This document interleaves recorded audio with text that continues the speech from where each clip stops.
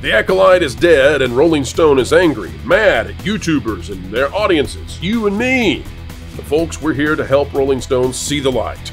We're here to make things all right with Lucasfilm, Disney, and a galaxy far, far away from where George Lucas had intended. Today, we are going to decry and deny that we have any part in canceling The Acolyte. We want, nay, we demand, Season 2.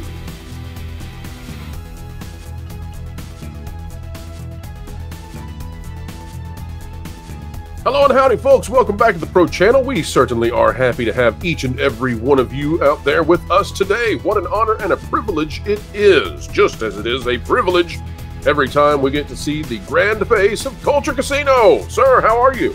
I'm fantastic. Thanks for having me, Pro. I love being here. I think we're just both really busy. Happy Monday. You're a lovely person. Oh, and by the way, you're despicable. Sorry, Culture. That's what Rolling Stone has to say. Rolling Stone, a musical rag culture, and I mean rag in every way possible.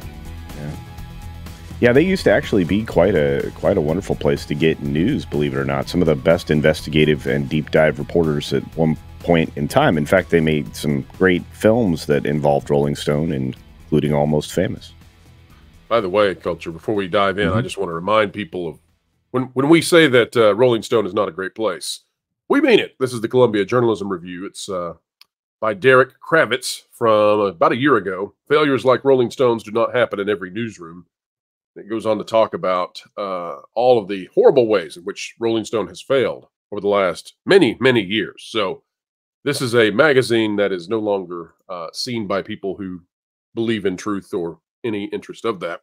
However, this article that we're going to take a look at today, and, well, we're not going to read it for factual information. C.T. Jones is the author. Can the best of Star Wars survive the worst of its fans? Before Star Wars can have another successful show, some vocal parts of fandom have to reckon with what they really want out of the franchise. And this is going to attempt to, I don't know, wash away the pain of nobody having watched The Acolyte. But Culture, I've got a different take on this than I think many YouTubers and commentators out there might have. You know, this article is very angry at YouTubers and analysts. It's very angry at Disney. Anybody who was willing to say goodbye to The Acolyte because nobody watched it, which is the way that entertainment works. Nobody watches something, it doesn't continue. You get the idea. It's very angry. And I just want to offer up to, let's see the author again, C.T. Jones. C.T. Jones, I'm on your side. Culture, I want Acolyte Season 2. And do you know why I want Acolyte Season 2, Culture? Probably the same reason I do. It was great content, and it caused a lot of people to have joy after the effect. Not during, Culture, but after the fact. You and I have better ratings than The Acolyte. Huh. And I would love to have more great content on this channel, getting to stay up late and suffering through the root canals of watching something this bad for the amusement of others. Please, I beg of you, and listen, I'm going to bet Rolling Stone that if they'll make another season of Acolyte, that channels like Nerdrotic, channels like Critical Drinker, I think they're going to have a good time. Yellow Flash, Valiant Renegade, so many others, they're going to have a good time, Culture, because they're going to have little USS Acolytes out in their local bays, out in their local lakes, just cruising around, because the money that people are making off of The Acolyte being such a terrible, utter failure is enough that they're buying boats or garages or what have you. So please, Disney, on behalf of the entire commentator class of YouTube, I beg of thee, Season 2, we need it. C.T. Jones, we're on your side. Culture, am I wrong anywhere on this? No, not at all. In fact, I think everybody wanted to buy a boat. I mean, you know, we wanted more Doctor Who. We wanted more of this. So makes sense. You know, you don't want a boat. You want another greenhouse. I don't know what we're going to name your greenhouse. That's true. I don't know. I don't know the SS Feed Yourself, I guess. I don't know. All right, folks, here's the article since we brought it up. When George Lucas, that's how they pronounce it there, not us, we know better, debuted his science fiction epic about a galaxy far, far away in 1977, Star Wars went from a long-shot space opera into the highest-grossing science fiction franchise of all time. Almost 50 years and one sale to entertainment conglomerate Disney later, Star Wars isn't just a one-off world. There have been prequels, reboots, standalone television series, and an in-depth theme park edition, but like most popular culture, The Star Wars fandom, especially online, has become inundated with loud, conservative, and in some cases, incredibly racist voices. While Disney has never said these voices are directly impacting what shows get made, the vocal minority of Star Wars devotees keep limiting what they'll accept as true Star Wars. All right, here is stupidity number one. If this was a vocal minority that disliked shows like the Acolyte would still be on. That is basic economics. That is just as basic as it gets, culture. Oh, yeah. Yeah, the viewership were higher, they would keep the show on. But viewership was the worst ever, and therefore they don't keep the show around. See, this is what is amazing to me. So here is an article out of Rolling Stone, and we're supposed to give this credence, and like we're supposed to discuss this as if it's really something. It uses some words that have multiple syllables, so that's impressive. But, you know, we're supposed to read this on Rolling Stone and think, oh, well, it's off Rolling Stone. This is something worth our time. And then as we dive into it, it reminds me of like someone who doesn't understand basic supply and demand. So, you know, if you don't understand viewership good, no viewership bad, then I don't know how we redeem the article. But let's see. It says much of the online discourse around Star Wars has centered on the franchise's most recent live-action projects, first premiering in 2019. And Culture, could you explain why Star Wars, as of late, has centered around Disney Plus shows? Could you just explain that before? Because it doesn't really do that. What is the reason that we're now focused on Disney Plus shows? Well, because they've stopped making any quality content, including film. They haven't been able to make film. And Kathleen Kennedy, apparently, according to a rumor from a long time ago, isn't able to greenlight anything but Disney Plus television shows for Star Wars. She's not been able to get the official greenlight without somebody else's approval for films. And it's probably one of the reasons why we're waiting so long for films. At least that's what I'm to understand, Pro. Have you heard differently? Oh, I just heard Bob Iger back in 2019-ish talk about how maybe they put out too many movies and there was Star Wars fatigue and they need to take a pause. So it's 2024, and we don't think there's one coming out until at least 2026. So that was a heck of a pause. It's a pretty big pause, but I would say they could pause some more and save us the hassle. Culture, wrong side of this. Remember, we're trying to get a boat and a greenhouse. Okay, boat that's right. and a greenhouse, Culture.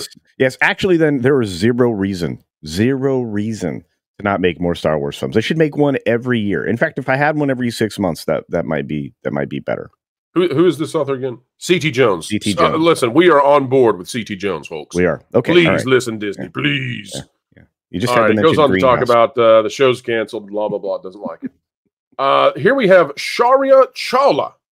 The worst part about The Acolyte being canceled isn't the cancellation itself, but knowing exactly which part of the Star Wars fan base Disney listened to in order to go ahead with this decision, i.e., the vast majority of people who didn't watch it. Stop caving to pressure and stand on your ground if you've made something bold for once. Well, they did the sequel trilogy and they stuck with that. That was a heck of a thing. Yeah, I think they stick with an awful lot of things. But again, they also stick to the red ink on the ledger.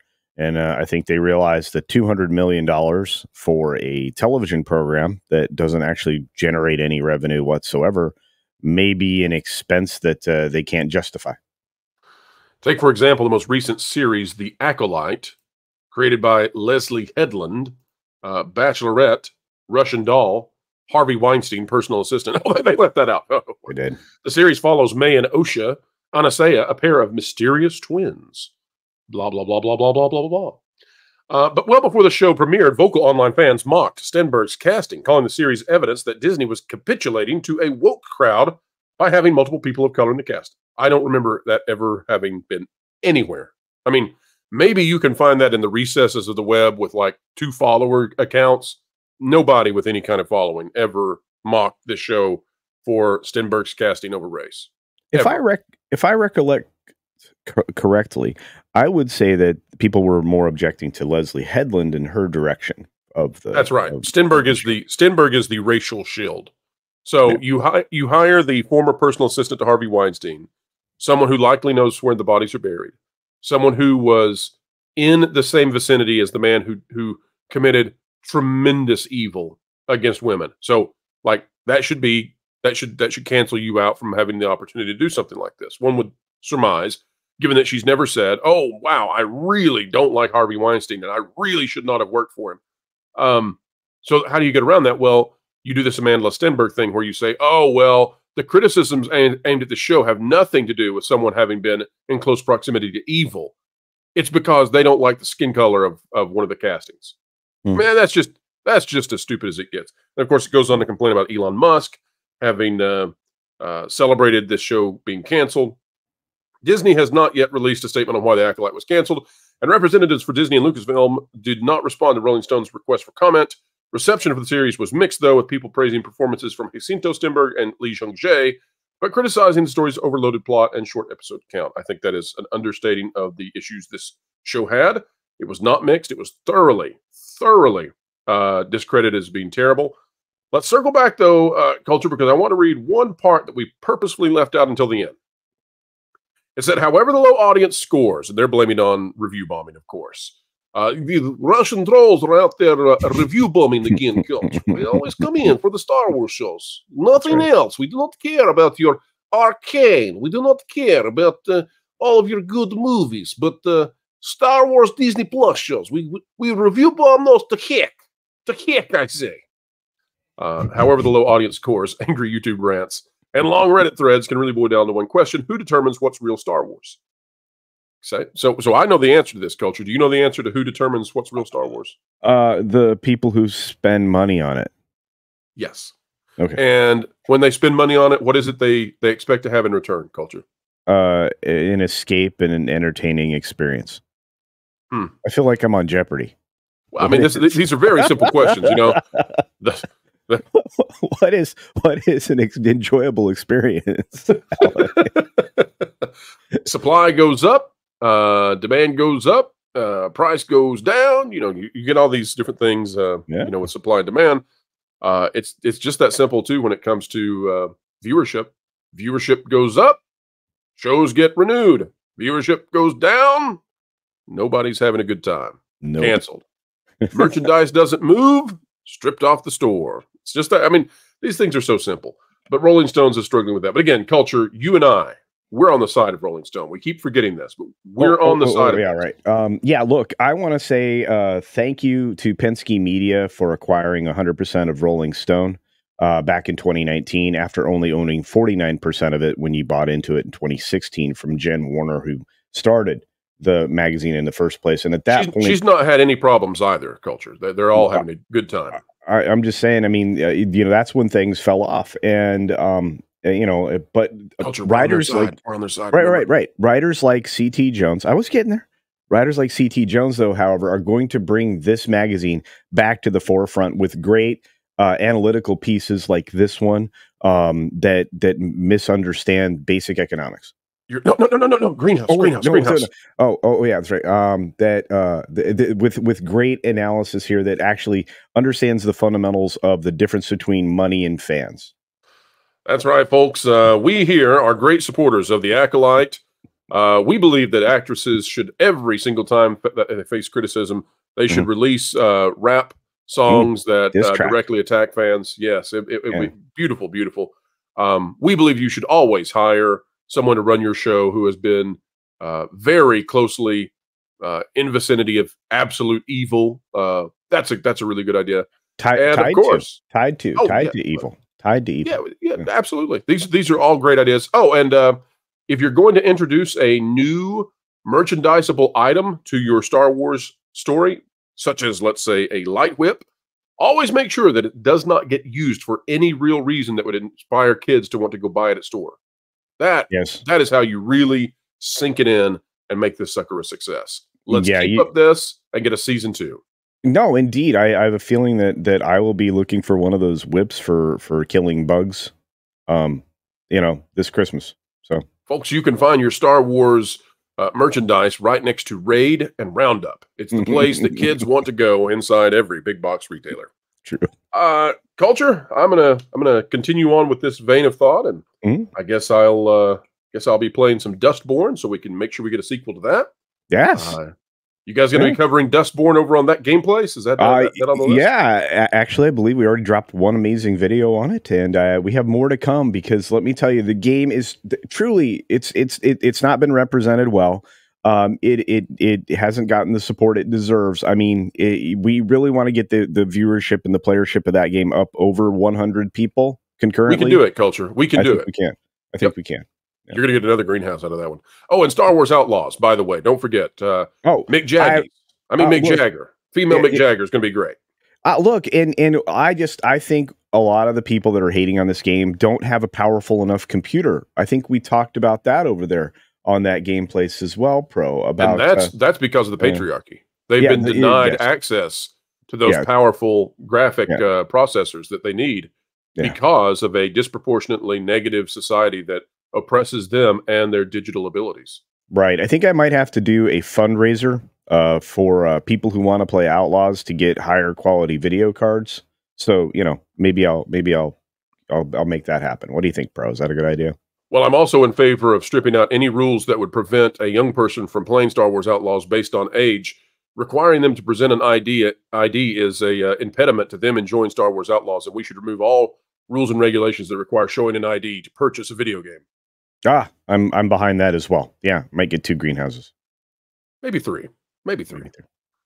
Folks, I think we have come to the end of our enjoyment of this one, but we pray that the Acolyte Season 2 comes out, because if it does, indeed, then Disney will continue to fall, continue to fail, and the SJWs, as they once were called, will continue to wail, because we'll have a good time. I mean, listen, Star Wars is in the mocking stage. It's not in apathy anymore. People are tuning into Star Wars to laugh at it. Yeah, so keep it going, baby. I think at this point in time, we need lots to laugh at. And I'm signing the petition to renew the Acolyte. What about you? We should start it. We should start a campaign. Let's do it. I'm going to make a change, folks, for once in my life. All right. Going to make a difference. Going to keep the Acolyte. All right. Culture, there's something that is all right, and that is you on YouTube. Tell the folks out there about your spots on this great, big, beautiful web. You bet. You can check me out over on my channel on Culture Casino here, and on the Green Machine, and on Twitter, and Minds and Getter, and maybe even that Graham thing, although I'm hearing that's not so hip these days. You can check me out, more importantly, on That Game Place, where you can get actual news and actual game journalism at least once or more times per day. We are very much enjoying that, and the partnership that we have with That Park Place, which is where you can also find me. So I'm pretty much everywhere, bro. Pretty much. He's everywhere. He's everywhere. Culture, I've just received this on the ProFax. Hang on. Okay. Folks, I'm supposed to read this to you. The Pro Channel and the Culture Casino channels make no disparaging comments about the Acolyte, nor Dustborn, nor any other Star Wars or woke products. If these videos are played in Europe, we beg of thee, do not arrest us upon our arrival in any other continent other than the United States for our criticisms or our parodies of terrible content. Thank you. Thank you. The legal team, they continue to work their magic. They do. All right, Culture. We've got some great stuff coming out here on the Pro Channel coming up real soon, folks. More Star Wars stuff, including apparently Disney trying to get out of paying residuals. It's not necessarily an exclusive, but we're early to the game. Can't wait to bring it to you. We'll see you later today. In the meantime, consider clicking that like button, share, subscribe, click it, stick it to the algorithms. It is the notification bell. Drop a comment right on down below. Let us know your thoughts. And folks, until next time, keep learning, keep growing, and keep having fun. What? What? I put out a tweet of a fat minority with a booger in her nose, and I said, "This is an empowered woman." And Katako retweeted it. You don't have your own X account, do you? Oh, well, I actually created it a while ago. The greatest troll I've pulled off in a long time. Do you know how many things I've secretly tanked? Oh, gosh, I hope not. That would make me legally culpable. But, what are you talking about? Sweet baby ink. Huh? Yep. I'm the... Shut up. I'm the CEO. Yeah, no, seriously, look, this is my profile picture. Everyone's just AI. It's great. I'm so excited to gaslight everyone and see what they're gonna like next because they think it's socially obligated. Wait, so you're... No way, you're the CEO of Sweet Baby Inc.? Maybe. But first, you should see the jewelry company I created. We're gonna get sued. It's gonna be good.